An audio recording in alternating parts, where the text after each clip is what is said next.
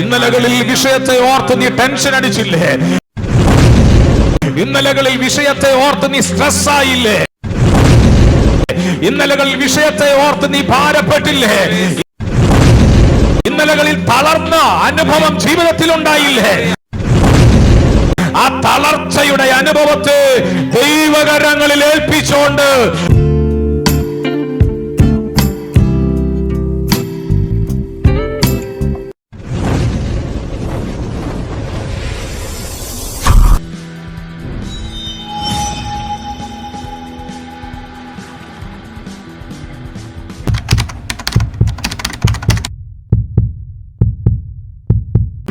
സകല ഭാരവും ഉണ്ടോ നമ്മുടെ ജീവിതത്തിൽ? ഭാരം നിന്നെ വിജയത്തെ തടയും. കർത്താവ് പറഞ്ഞു, നിന്റെ ഭാരമെല്ലാം എന്റെ മേലിടുക എന്ന് കർത്താവ് പറഞ്ഞു. നമ്മുടെ ഭാരം ദൈവത്തിന്റെ കരങ്ങളിൽ ഏൽപ്പിക്കണം.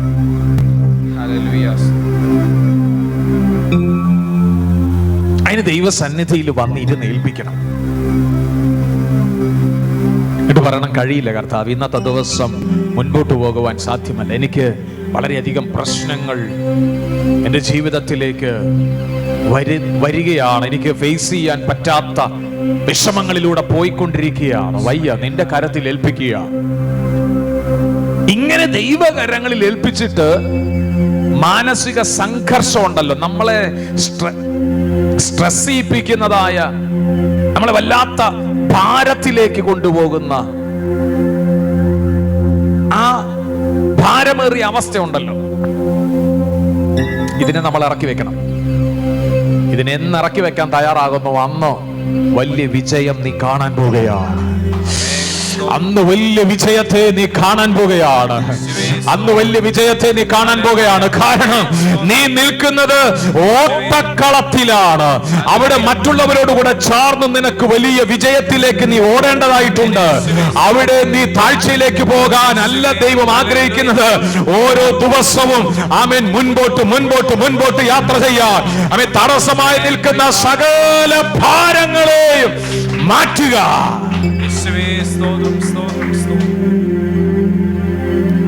അതിന് കർത്താവിൽ ആശ്രയിക്കാൻ കഴിയണം. അതിന് കർത്താവിൽ പ്രാർത്ഥിക്കാൻ കഴിയണം. അതിന് കർത്താവിൽ വിശ്വസിക്കാൻ കഴിയണം.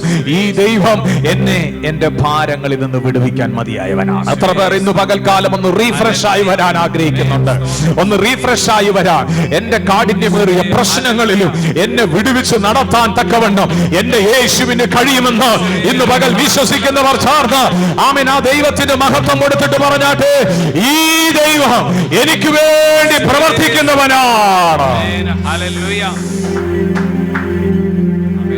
എന്നോട് ദൈവത്തിന്റെ ആത്മാവ് പറയുന്നു, എവിടെയൊക്കെയോ നിന്നെ അവൻ ക്ഷീണിപ്പിച്ചു കളയുന്ന, എവിടെയൊക്കെയോ നിന്നെ തളർത്തി കളയുന്ന, എവിടെയൊക്കെയോ നിന്റെ ജീവിതത്തിൻ്റെതായ സന്തോഷത്തെ കെടുത്തി കളയുന്ന, എവിടെയൊക്കെയോ നിന്റെ പ്രശ്നങ്ങൾ ജീവിതത്തിൽ വരാൻ ആഗ്രഹിക്കുന്ന ചില പൈശാചിക പദ്ധതികളെ ഇന്ന് പകൽ പരിശുദ്ധാത്മാവ് പൊളിക്കുകയാണ്. കാര്യം സകല ഭാരവും മുറുകെ പറ്റുന്ന ഭാവവും വിടുക.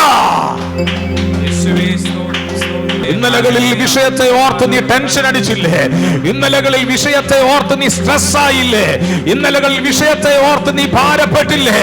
ഇന്നലകളിൽ തളർന്ന അനുഭവം ജീവിതത്തിൽ ഉണ്ടായില്ലേ? ആ തളർച്ചയുടെ അനുഭവത്തെ ദൈവകരങ്ങളിൽ ഏൽപ്പിച്ചുകൊണ്ട്, ആ വിഷയത്തെ ദൈവകരങ്ങളിൽ ഏൽപ്പിച്ചുകൊണ്ട് വിശ്വസ്തയോടെ ദൈവത്തിൽ തുടരുക. വലിയ വിജയം നിനക്കായിട്ടുണ്ട്. കാരണം ആശ്രയിക്കാൻ എനിക്കൊരു ദൈവമുണ്ട്. കാരണം എനിക്ക് വേണ്ടി പ്രവർത്തിക്കുവാൻ ഒരു യേശുവുണ്ട്. എത്ര പേര് ഇന്ന് പകൽക്കാലം വിശ്വാസത്തോടെ ദൈവസന്നിധിയിൽ പറയാൻ പറ്റുന്നുണ്ട്, കർത്താവേ, സകല ഭാരവും മുറുകെ പറ്റുന്ന പാപം, കേട്ടോ, മുറുകെ പറ്റുന്ന പാപം, അതെന്താണെന്ന് കൂടെ അറിയണം. രണ്ട് കാര്യങ്ങൾ വിടണമെന്ന് പറഞ്ഞു. ഒന്ന്, സകല ഭാരം. ആ ഭാരം നിങ്ങൾക്ക് മനസ്സിലായല്ലോ, മെന്റലി സ്ട്രെസ് ചെയ്യിപ്പിക്കുന്ന, നിങ്ങളെ മാനസികമായിട്ട് തളർത്തുന്ന നിങ്ങളുടെ വിഷയത്തിനകത്തുനിന്ന് നിങ്ങൾ റിലീസായി വന്നില്ലെങ്കിൽ വളരെ തോൽവികൾ ഉണ്ടാകും. അതിന് റിലീസായി വരാൻ നിങ്ങൾക്ക് ആത്മീയമായി എന്തൊക്കെ കാണണമോ അതെല്ലാം നിങ്ങൾ കണ്ടെത്തണം. അല്ലെങ്കിൽ നിങ്ങളുടെ ആത്മീയ ജീവിതം എന്താവും? ഡൗൺ ആകും. സ്തോത്രം. മനസ്സിലാവുന്നോ? എനിക്ക് കർത്താവിൽ ആശ്രയിക്കണം, എനിക്ക് കർത്താവിൽ പ്രാർത്ഥിക്കണം, വിശ്വാസത്തോടെ ദൈവത്തിൽ ഇരിക്കണം. ഒന്ന്, സകല ഭാരം അല്ലെ, മുറുകെ പറ്റുന്ന പാപം.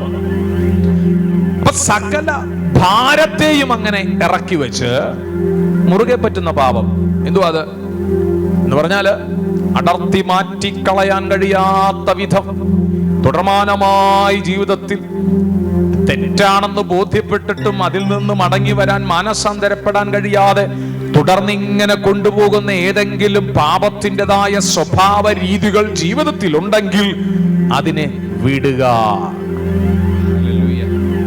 വിടാൻ കർത്താവിൽ ആശ്രയിക്കുക, വിട്ടുകളയുക. ഇങ്ങനെ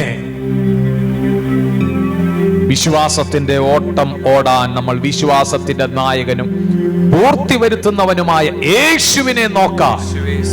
നമുക്ക് കഴിഞ്ഞാൽ നമ്മുടെ ക്രൂശിന്റെ അനുഭവങ്ങൾ, വലിയ വലിയ വിഷയങ്ങൾ, വലിയ പ്രതിസന്ധികൾ അനുഭവിക്കാൻ സാധ്യതയുള്ള സമയങ്ങളെയൊക്കെ വലിയ വലിയ വിടുതൽ അയച്ചുകൊണ്ട് നമ്മെ വിജയത്തിലേക്ക് നടത്താൻ സർവശക്തനായ ദൈവം ശക്തനാണ്.